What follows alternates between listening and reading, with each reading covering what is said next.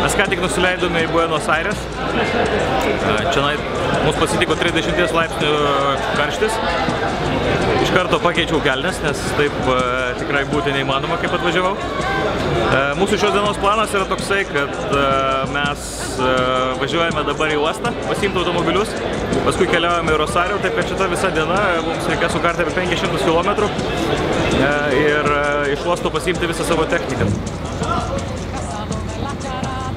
Automobiliai gana ilgai plaukia iš Europos į Pietų Ameriką ir kaip taisyklė, išsikrauna jų akumuliatoriai, patenka į juos vandens, tai pas mus praktiškai vienintelė šita Toyota be problemų užsivedė ir viskas veikia, visus kitus reikėjo arba užvedinėti, arba buvo nutrūkę kokie nors šlangai, taip kad ne visai paprasta procedūra. Tikrinosi visas sistemas, bet čia kur prie ko.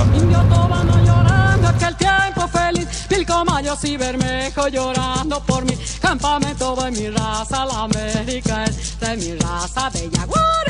Es la América, es la América, es la América, todo dueño como antes del bagre y la miel, cazador de la charata, la onza, el tatú, todo el rey de Yararagua, su Puyaguara, el gualamo ya es mi otra vez, otra vez, otra vez. Sí. Davarme pila en benzina. Que transportavam la IB baka i botusti ir tiesiog reikia pilti. Aišku, Oskaras reikia apie 600 litrų ir čia yra nemažai ir sistema čia neleidžia pilti daugiau negu tam tikrą sumą, reikės per 2 kartus.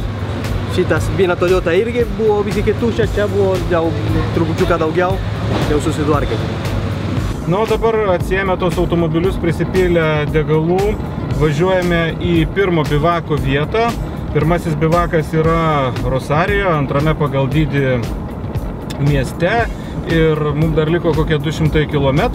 Tenai tiesiog įsikursime, ten kur jau įsikūrusios dauguma komandų, mes pasiminėjom mašinas vieni iš paskutiniųjų, kiti atskridę yra keletą dienų anksčiau.